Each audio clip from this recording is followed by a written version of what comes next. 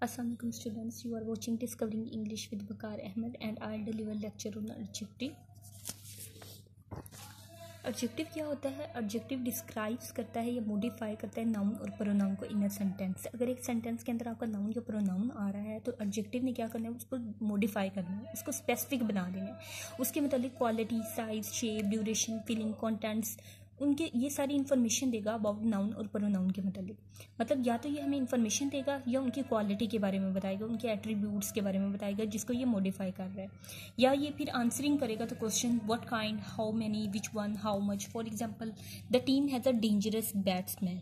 ठीक है, अब यहाँ पे आपका डेंजरस क्या है? ये आपका एडजेक्टिव है क्योंकि ये आंसर कर रहा है तो क्वेश्चन व्हाट काइंड। ठीक है, ये उसकी क्वालिटी के बारे में बता रहा है कि वो डेंजरस है। इसी तरह आई हैव अ 10 कैंडीज, यहाँ पे वो क्या है, हाउ मेनी का क्वेश्चन के आंसर कर रहा है। ठीक है, यहाँ पे वो आपको क्या बता रहा है, आपको नंबर बता रहा है, क्वांटिटी। इसी तरह टाइप्स ऑफ एडजेक्टिव 3 तरह की होती हैं।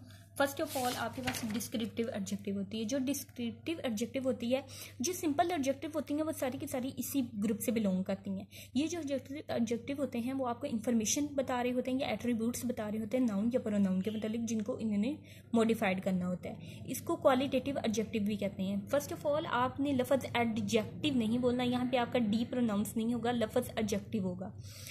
For example I have a fast car. अब यहाँ पे फास्ट क्या है, ये आपको कार की एट्रीब्यूट के बारे में बता रहा है, तो यहाँ पे फास्ट आपका एडजेक्टिव है। आई एम हंग्री, हंग्री यहाँ पे क्या है, सब्जेक्ट के बारे में इंफॉर्मेशन दे रहा है कि वो भूख है, तो यहाँ पे आपका हंग्री क्या होगा, एडजेक्टिव होगा, डिस्क्रिप्टिव एडजेक्टिव। दूसरी प्रॉपर एडजेक्टिव। जो प्रॉपर एडजेक्टिव होते हैं वो ड्राइव होते हैं फ्रॉम प्रॉपर नाउन से।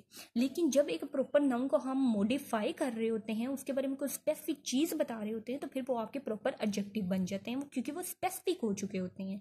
ठीक है, फॉर एग्जाम्पल अब मैं इतना बड़ा कहूँ कि food cooked in Chinese recipe, इसके अलावा मैं इसकी बजाय मैं कह सकती हूँ चाइनीज़ फूड, इसको हमेशा कैपिटलाइज्ड लिखा जाएगा।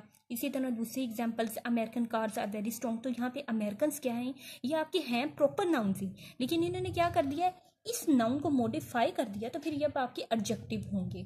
इसी तरह लिमिटिंग एडजेक्टिव के अंदर तमाम वो टाइप्स आ जाती हैं, कैटेगरीज आ जाती हैं, जिसके अंदर साइज, क्वालिटी, ड्यूरेशन वगैरह की बात कर रही हो, तो हम इनको मुख्तलिफ फंक्शंस के बेस पे कैटेगरी में डिवाइड कर देते हैं। For example first of all adjective of a quantity. अब ये जो क्वांटिटी होगी ये बताएगी कि कितनी तादाद में आप चीज़ ले रहे हैं, लेकिन ये अनकाउंटेबल होगी। For example some water, little sugar, no salt. लेकिन जो एडजेक्टिव ऑफ नंबर होगा ये क्या होगा, ये भी चीज़ों को मॉडिफाई कर रही होगी, लेकिन ये बताएगी हाउ मेनी पर्सनस और थिंग्स, मतलब इन्हें हम काउंट कर सकते हैं। ये एक तो हाउ मेनी पर्सनस और थिंग्स मतलब उनकी तादाद बताएगी, और एक उनका ऑर्डर क्या है इसके बारे में भी बताएगी। इसको डिवाइड कर दिया जाता है कार्डिनल और ऑर्डिनल नंबर के हिसाब से।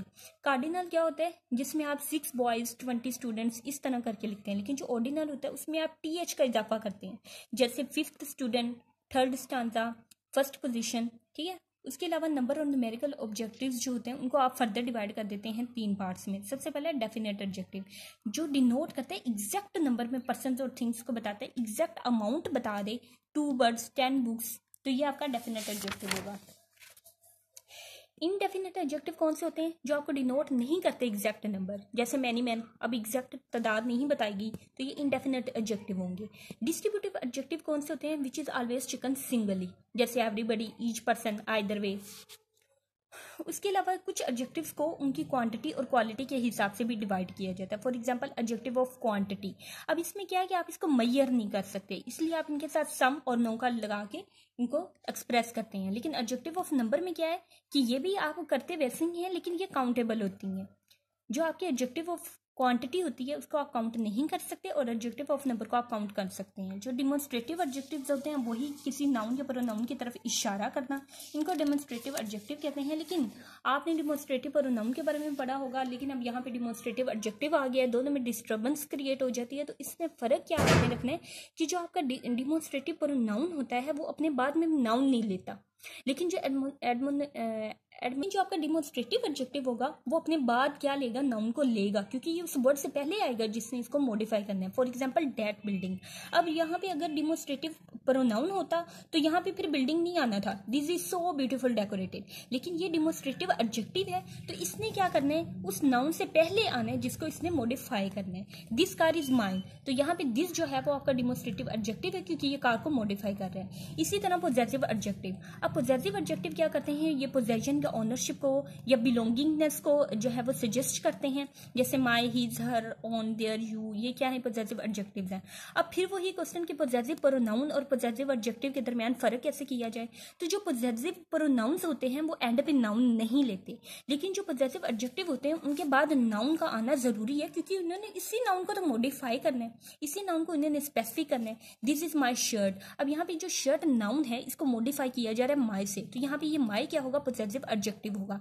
लेकिन अगर मैं इसी को कर दूं कि ये पॉजेसिव प्रोनाउन कैसे बनेगा, तो this is mine, this shirt is mine, तो फिर वो माइन हो जाएगा, वो पॉजेसिव प्रोनाउन हो जाएगा। लेकिन पॉजेसिव एडजेक्टिव में एंड पे नाउन की जरूरत होती है।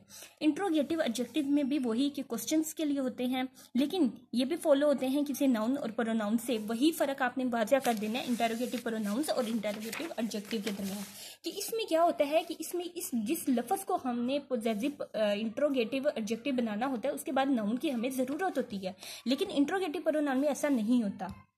एम्फासाइजिव एडजेक्टिव में क्या होता है कि हम जोर दे रहे होते हैं किसी भी नाउन और प्रोनाउन के मुतालिक जिसको हमने बिलोंग करना है। इसके लिए दो हमारे पास एम्फासाइजिंग एडजेक्टिव होते हैं, एक होता है ऑन और एक होता है वेरी। जैसे this is my own fault, लेकिन इसमें फ़र्क ये होता है कि हम एम्फासाइजिंग एडजेक्टिव का इस्तेमाल पॉजेसिव एडजेक्टिव के साथ करेंगे। जैसे पॉजेसिव एडजेक्टिव आपका माई है और एम्फासाइजिंग एडजेक्टिव आपका ऑन होगा, ये दोनों हमेशा इकट्ठे ही यूज होंगे। एक्सक्लेमेटरी एडजेक्टिव कौन से होते हैं, जो किसी खुशी या गमी का इजहार करते हैं लेकिन उस नाउन के मुतालिक, उस सेंटेंस के मुतालिक नहीं। जैसे what an idea, what an nonsense, हमेशा एक ही एडजेक्टिव होगा, exclamatory adjective what he use होगा। रिलेटिव एडजेक्टिव कौन से होते हैं, जो कि सब ऑर्डिनेट क्लास होते हैं, और आपको पता है सब ऑर्डिनेट क्लास कौन सी होती है, जो कि इंडिपेंडेंट होती है, जो कि डिपेंडेंट होती है, जो कि क्या करती है, जो कि डिपेंडेंट होती है, उसके बगैर सेंटेंस कंप्लीट नहीं होता। और आपने क्या करना था, हुज कंजक्शन के तौर पर उसके दरमियान लगाना होता है टू क्लियर करने के लिए मीनिंग को। For example, this is the boy whose hat I have taken. अब यहाँ पे अगर मैं हुज से पहले ही सेंटेंस कंप्लीट कर दूँ तो आपका जुमला कंप्लीट नहीं होगा, वो सबऑर्डिनेट क्लॉज हो जाएगी। इसके लिए फिर आपको रिलेटिव एडजेक्टिव लगा के सेंटेंस को कंप्लीट करना पड़ेगा मीनिंग को क्लियर करने के लिए। The child whose parents are dead is called orphan, ये आपके रिलेटिव एडजेक्टिव होते हैं, और यहाँ पे आपका एडजेक्टिव कंप्लीट हुआ। And thank you for your cooperation।